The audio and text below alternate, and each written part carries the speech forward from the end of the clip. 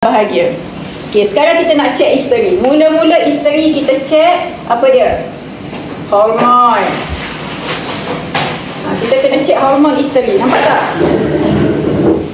Nak cek hormon apa isteri? Banyak hormon isteri kalau nak cek hormon isteri. Estrogen,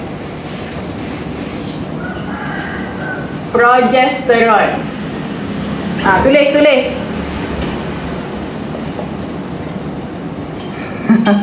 Kita cek thyroid. Ni semua. Cek apa lagi perempuan? Kena cek gula. Hormon kita AMH. Estrogen, progesteron, FSH. Nampak tak?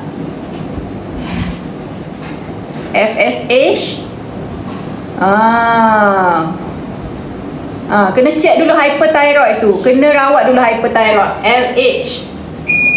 Nampak hormon banyak FSH, LH.